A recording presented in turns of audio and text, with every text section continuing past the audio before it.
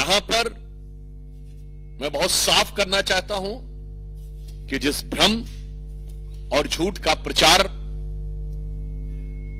आम आदमी पार्टी के द्वारा किया जाता है, केजरीवाल जी कह रहे हैं कि वो गैर भाजपा मुख्यमंत्री के रूप में जेल में थे, तो मैं उन्हें बताना चाहता हूं सिर्फ हेमंत सोरेन ही और मुख्यमंत्री जेल में नहीं रहे। हमारी सरकार आने से पहले केजरीवाल जी तो कहते हैं ना बहुत पढ़े लिखे व्यक्ति हैं, तो वो पढ़ाई लिखाई में कुछ याद में भुलाई हो गई क्या? 2008 में मधु कौड़ा झारखंड के मुख्यमंत्री के रूप में जेल में थे। 2006 में शिबू सोरेन झारखंड के मुख्यमंत्री के रूप में जेल में थे। 2000 में करुणानिधि तमिलनाडु के मुख्यमंत्री थे और जेल में थे। 1997 में लालू प्रसाद यादव बिहार के मुख्यमंत्री थे और जेल हुई थी। और 1996 में जयललिता जी को जेल हुई थी। मगर इसमें से किसी ने भी कम से कम इतनी नैतिकता तो निभाई कि जेल में जाने से पहले इस्तीफा दे दिया। केजरीवाल जी, मैंने इतना बता दिया कि ये जेल में जाने का खेल, ये सब गैर भाजपा थे और हमारी सरकारें नहीं थी। भ्रष्टाचार के आरोप में जेल जाने वाले मुख्यमंत्रियों के क्लब और श्रृंखला में तो आप शामिल हो गए, मगर उसमें भी आपने एक नया कीर्तिमान बना दिया कि आप जेल से ही रहकर सत्ता लोलुपता की एक नई नजीर आपने देश के सामने रखी। और फिर इतना ही नहीं, जेल से बाहर आकर जिस ढंग की आतिशबाजी हुई, अपनी ही सरकार के जेल से बाहर आकर अपनी ही सरकार के बनाए हुए नियम को तोड़ने वाले भी वो इस देश के पहले मुख्यमंत्री हुए। दिल्ली सरकार ने आतिशबाजी पर प्रतिबंध का निर्णय लिया और दिल्ली का मुख्यमंत्री दिल्ली की जेल से निकलकर दिल्ली सरकार के नियम को ध्वस्त करे, ये एक नई राजनीति थी।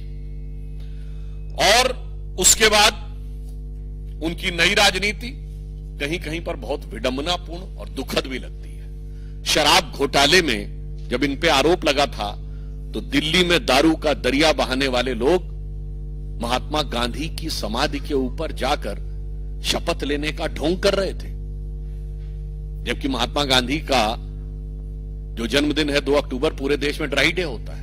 इससे बड़ा मजाक क्या हो सकता है भारत की राजनीति में कि शराब घोटाले के आरोपी गांधी की समाधि पर, और आज भगत सिंह जी से तुलना कर रहे हैं। आपको याद हो पहले भी जब इन लोगों ने भगत सिंह जी की फोटो लगाई थी तो भगत सिंह जी के परिवार की तरफ से भी आपत्ति आई थी। और मुझे लगता है कि शहीद आजम भगत सिंह जैसे लोगों की और जिन लोगों ने देश के लिए बलिदान दिया, उनकी आत्मा जहां भी होगी स्वर्ग में उन्हें बहुत कष्ट हो रहा होगा। ये वही देश है जिसके लिए राणा प्रताप ने घास की रोटी खाई, जिसके लिए रण में कूदी रानी लक्ष्मीबाई, जिसके लिए भगत सिंह ने फांसी गले लगाई, इसलिए कि एक भ्रष्टाचार का आरोपी गुनहगार आज उनके नाम का उपयोग करे। इसके द्वारा एक सजाए याफ्ता मुख्यमंत्री ने, मैं कह सकता हूं कि शहीद आजम भगत सिंह जी की प्रतिष्ठा को धूल में मिलाने का काम किया है। ये आपत्तिजनक है, भर्त्सना योग्य है और पीड़ादायक भी है।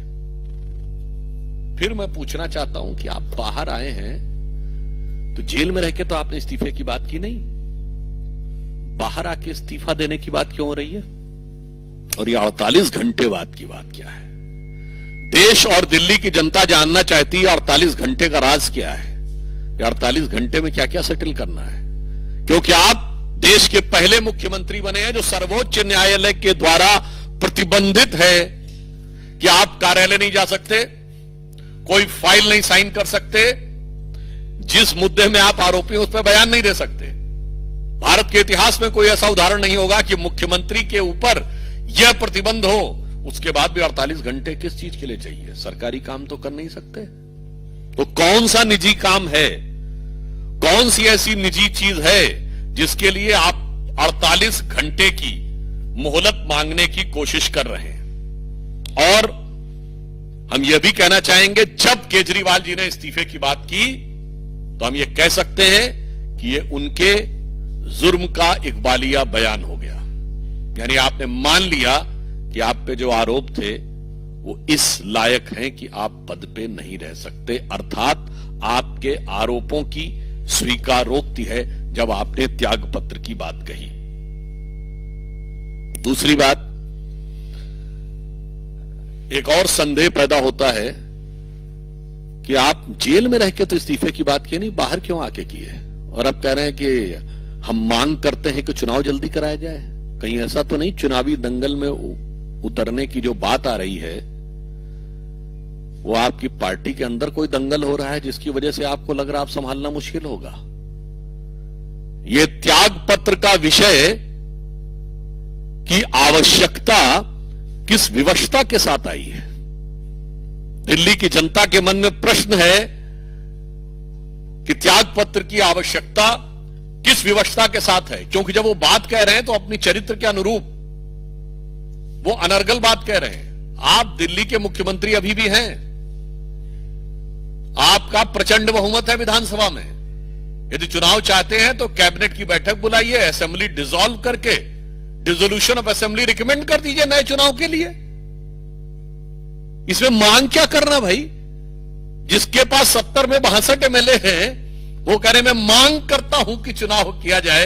ये मांग अपने आप में दर्शाती है कि उनका किरदार अपने आप में कितना विचित्र हो गया है। इसलिए मैं सिर्फ ये कहना चाहूंगा कि केजरीवाल जी का आचरण, व्यवहार और वाणी तीनों इस कदर भ्रम और संदेह के घेरे में हैं कि मैं उनसे कहना चाहूंगा कि याद रखिए, चंद बातें करना और मुतमई होना नहीं अच्छा। चंद बातें करना और मुतमई होना नहीं अच्छा। सियासत आखिरी दम तक सभी को आजमाती है। बहुत गलती की गुंजाइश नहीं होती सियासत में। जरा किरदार हल्का हो, कहानी डूब जाती है।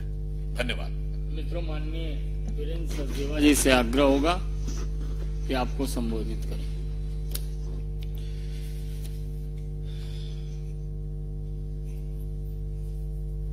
आदरणीय सुधांशु जी, श्री संजय मयूख जी, श्री विक्रम मित्तल जी, उपस्थित सभी साथियों, जैसा अभी सुधांशु जी ने कहा कि केजरीवाल का आचरण, उसकी छवि और उसका किरदार, ये सब संदेह के घेरे में है। वो कह रहे हैं कि मैं दिल्ली की जनता के बीच जाऊंगा और दिल्ली की जनता फैसला करे। तो श्रीमान अरविंद केजरीवाल, दिल्ली की जनता ने 3 महीने पहले अपना फैसला आपको सुना दिया है। आप खुद दिल्ली की सड़कों पर घूमे थे और आपने कहा था कि जेल के बदले वोट दीजिए, और दिल्ली की जनता ने आपको माकूल जवाब दिया और आपको आपके ठिकाने पे पहुंचा दिया था। सिफर करके भेजा था आपको। तो दिल्ली की जनता तो अपना फैसला सुना चुकी। आज आप बात कर रहे हैं ईमानदारी की, तो मैं गिनाता हूं अरविंद केजरीवाल की कैसे आपके भ्रष्टाचार ने दिल्ली को दीमक से खोखला कर दिया, भ्रष्टाचार की दीमक से। दिल्ली के 40 से 45 बच्चे लोग अपनी जान गंवा देते हैं आपके भ्रष्टाचार के कारण, क्योंकि आपके भ्रष्टाचार ने नालों की सफाई नहीं की। वो जल भराव में अपनी जान गंवा देते हैं और आप कहते हैं कि मैं ईमानदार हूं। आप भ्रष्टाचार है, इसलिए उन्होंने जान गंवाई। उनकी मौत का कारण आपका भ्रष्टाचार है। आप बिजली की बात करते हैं, 45% सरचार्ज के साथ लगकर बिजली का बिल आ रहा है। 18.5 से 25 रुपए यूनिट तक कमर्शियल चार्जेस लिए जा रहे हैं। हर ईमानदार उपभोक्ता जो बिजली का बिल देता है उसकी कमर तोड़ी जा रही है। हर झुग्गी झोपड़ी वाले का 3 से 7,000 8,000 का बिल आ रहा है। क्यों? क्योंकि आप भ्रष्टाचारी हैं, बिजली कंपनियों से कमीशन खाते हैं। फ्री पानी की बात करते हैं आप। दिल्ली में एक एक बूंद के लिए हमने दिल्ली वालों को तरसते हुए देखा है, लोगों का कत्ल होते हुए देखा है पानी की एक बोतल के लिए। क्यों? क्योंकि टैंकर माफिया की गोद में बैठे अरविंद केजरीवाल, जब आप सत्ता में आए थे तो 1200 टैंकर दिल्ली में थे, आज 3000 से ज्यादा चलते हैं। जिस टैंकर माफिया को आपने खत्म करने का वादा किया था, आपके भ्रष्टाचार ने उन टैंकर माफिया को पालने का काम किया है। आप ईमानदारी की बात करते हैं, आप स्वास्थ्य सेवाओं की बात करते हैं। आज भी दिल्ली के आधे से ज्यादा सरकारी हॉस्पिटलों के आईसीयू सेंटर काम नहीं कर रहे हैं, यह आपकी रिपोर्ट है। आप फ्री इलाज की बात करते हैं, 3-3 साल के बाद की डेट मिलती है। आप मोहल्ला क्लिनिक की बात करते हैं, एक ही फोन नंबर पे 18,000 बार टेस्ट किए जाते हैं, फर्जी पैसे खाए जाते हैं, कमीशन खाई जाती है, क्योंकि आप भ्रष्टाचारी हैं। आप ईमानदारी की बात करते हैं। आपके दिल्ली के सरकारी अस्पतालों में नकली दवाइयां बेची जाती हैं, नकली दवाइयां पकड़ी जाती हैं। क्यों? क्योंकि आप भ्रष्टाचारी हैं। आप शिक्षा की क्रांति की बात करते हैं। अरे आपके मंत्री ने तो शराब से शिक्षा का पूरा का पूरा व्यापार, पूरा का पूरा सफर चला दिया। 16 लाख बच्चों की बात कर रहे हैं आप। दिल्ली में 9th क्लास के 1 लाख बच्चे फेल कर दिए जाते हैं, क्योंकि आपको बोर्ड में अपना रिजल्ट सुधारना है। 11वीं के 54,000 से बच्चे फेल कर दिए जाते हैं, क्योंकि आपको 12वीं का अपना बोर्ड का रिजल्ट ठीक करना है। आप ईमानदारी की बात करते हैं।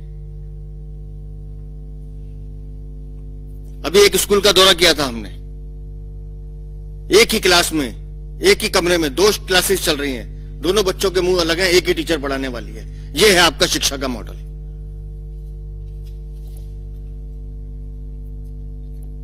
जासूसी कांड भूल गए अरविंद केजरीवाल कि कैसे विपक्षी नेताओं पर, अधिकारियों पर, मीडिया हाउसेस पर आपने जासूसों की टीम लगाई थी। यह आपका ईमानदारी है। दिल्ली जल बोर्ड 73,000 करोड़ के लोन पर है आज। कितने अधिकारी जेल जा चुके हैं? एसटीपी प्लांट जो बंद करने थे, उसके नाम पे अपने पैसे खाए। यमुना की हालत देखिए, ये आपकी ईमानदारी है। आप ईमानदारी की बात करते हैं। जिन ऑटो वालों के दम पर आप सरकार बनाने का काम करते थे, उस ऑटो के परमिट में आपने घोटाला किया। महिलाओं की सुरक्षा की बात करते हैं तो पैनिक बटन लगाने पे आपने घोटाला किया, उसकी भी इंक्वायरी चल रही है। क्यों? क्योंकि आप भ्रष्टाचारी हैं। दिल्ली सरकार का कोई विभाग अरविंद केजरीवाल आपने नहीं छोड़ा जिसमें आपने भ्रष्टाचार ना किया हो। और बात करें इस्तीफे की, 8 लाख के पर्दे और 2 करोड़ के बिस्तर पर सोने वाले अरविंद केजरीवाल, उस शीश महल को लोग कैसे भूलेंगे जो जनता की गाड़ी कमाई से तुमने बनाया था। हजारों पेड़ रातों रात कटवा दिए थे। दिल्ली की जनता के बीच जाएंगे तो आपको बताना पड़ेगा कि 4-4 लाख का कमोड कैसे होता है।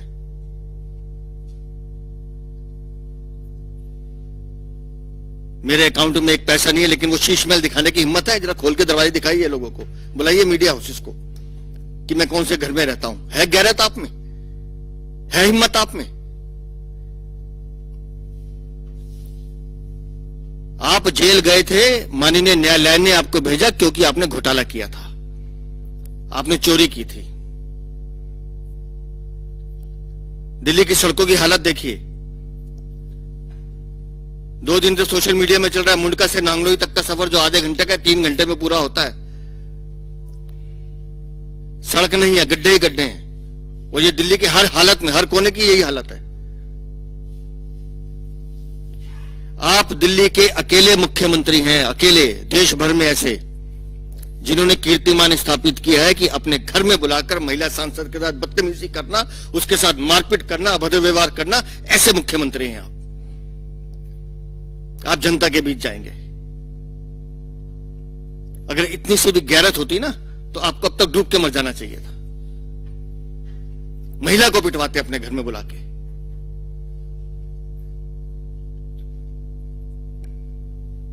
ईमानदारी की बात करते हैं।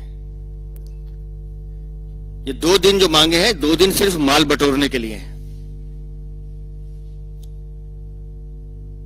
क्या सुधांशु भाई ने काहे का इस्तीफा जी, बर्खास्त कीजिए सरकार को, पूरा का पूरा मंत्रिमंडल इस्तीफा दे, कराइए नवंबर में चुनाव,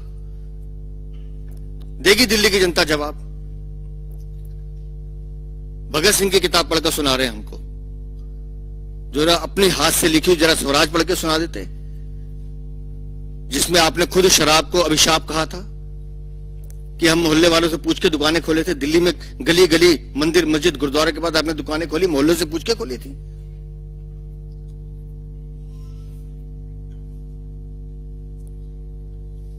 जेल में रहने की तुलना कर रहे हैं भगत सिंह से। घर से आपको भोजन आता था, आलू पूरी सब्जी पूरा चाट मीडिया में आया, नवरात्रों में आप अंडे खाते थे, 2 दिन आपको कूलर नहीं मिला तो आपने जेल में हाहाकार मचा दिया था। आप जेल की बात कर रहे हैं। मैं आखिर में एक सवाल पूछता हूं अरविंद केजरीवाल, सारे गुनाह माफ, सारे गुनाह माफ, एक सवाल का जवाब दे दो कि अगर तुमने शराब नीति में घोटाला नहीं किया तो जांच शुरू होते ही शराब नीति वापस क्यों ली थी? इस एक बात का जवाब दे दो कि तुमने शराब नीति वापस क्यों ली थी अगर वो ठीक थी तो। पूरी की पूरी पार्टी, ये तीनों तिलंगे और इनके जितने अधिकारी शराब घोटाले में दोषी हैं, चोरी की है, भ्रष्टाचार किया है, इसलिए माननीय न्यायालय ने आपको जेल भेजा था और क्रिमिनल प्रोसीडिंग्स अभी चल रही हैं। आप कितना शोर मचा लीजिए, दिल्ली की जनता जानती है कि आपने दिल्ली को लूटने का काम किया है। प्रश्न सादर आमंत्रित है नवनीत, राजस्थान पत्रिका।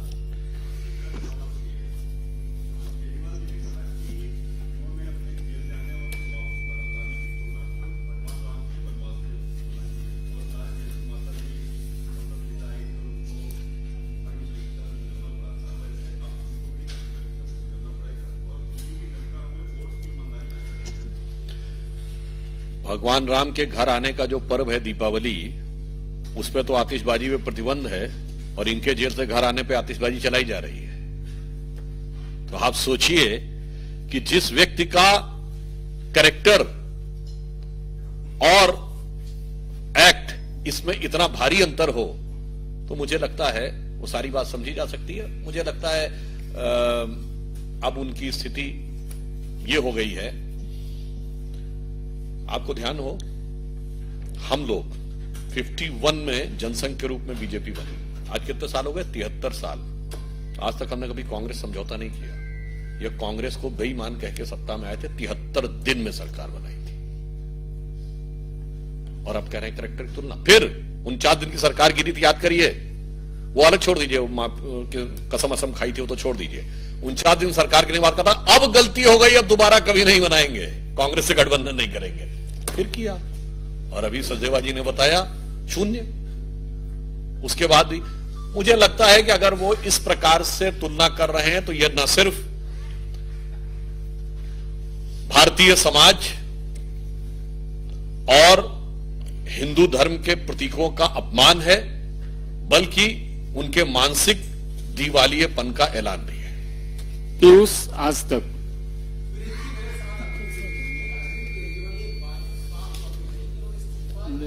मेरे दिमाग में है।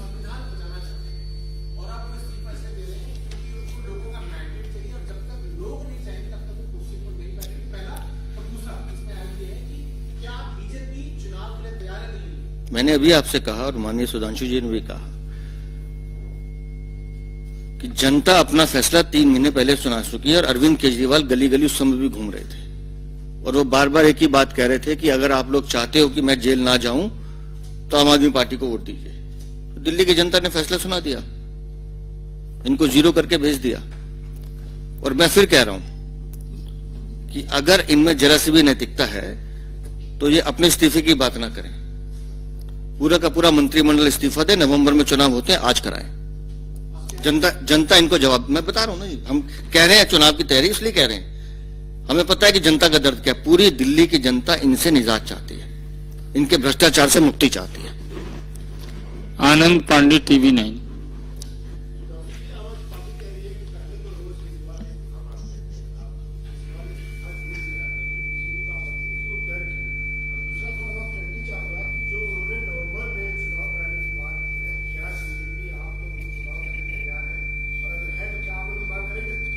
देखिए, उनके चरित्र की तरह उनका बयान भी छला हुआ है। मुख्यमंत्री हैं तो कैबिनेट की बैठक बुला के रेजोल्यूशन करके एलजी को इस्तीफा दे दिया है।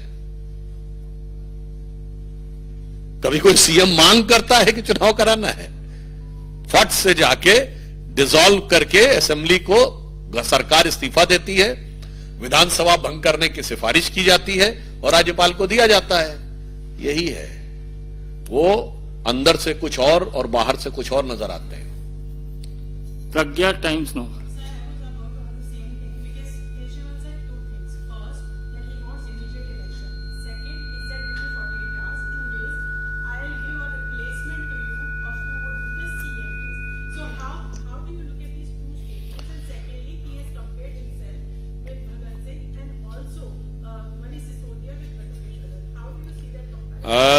This 48 hours time which he has sought is definitely seen as enshrined in a deep mystery, that for which he is trying to find a replacement or trying to do some placements. What Sajevaji has said. And second thing, it is ridiculous if a chief minister who is having overwhelming majority, more than 90% of MLAs in assembly, if he is having an iota of truth in his intention, what he is saying, then he should call the meeting of the cabinet, resign as chief minister, and the entire cabinet should resign, recommend the dissolution of assembly, and give the letter to LG.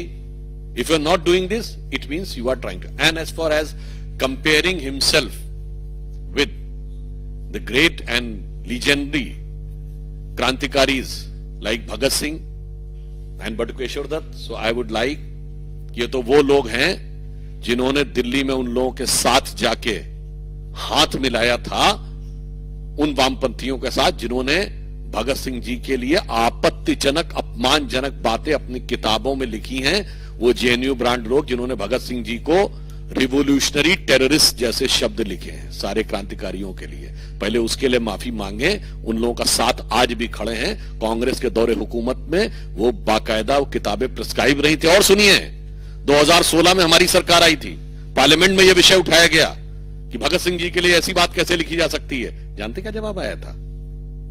माफी नहीं मांगी गई थी, कहा गया था next addition में वो हटा दिया जाएगा।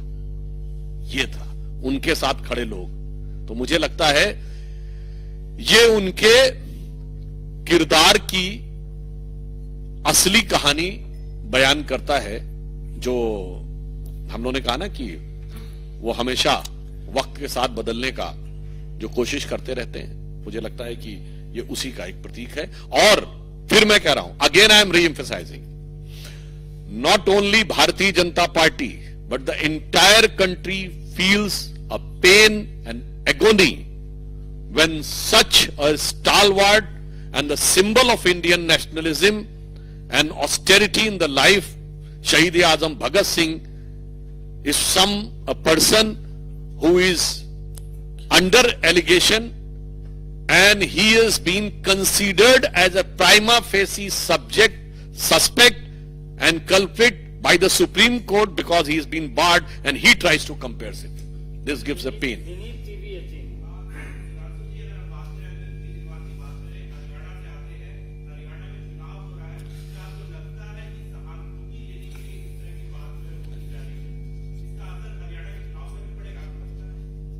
देखिए, मुझे लगता है कि हरियाणा में जो चुनाव हो रहे हैं, आप देख रहे हैं सभी पार्टियां गठबंधन करने को लालायित हो रही हैं। बाकी दोनों पार्टियां भी, एक बसपा से और एक आजाद समाज पार्टी गठबंधन की हैं। और वही सुनिए, दिल्ली में गठबंधन कांग्रेस और आपने किया, फिर तोड़ दिया था, फिर कोशिश की गठबंधन करने की। यानी रह कर जिनको बेईमान कहते थे, वो कट्टर ईमानदार असली में एक दूसरे से तार कैसे जोड़ के रखना चाहते हैं। और मुझे लगता है हरियाणा के संदर्भ में वहां की जनता ने बहुत स्पष्ट रूप से विगत 10 वर्षों में जो विकास के कार्य देखे हैं, निर्णायक और प्रभावी विजय भारतीय जनता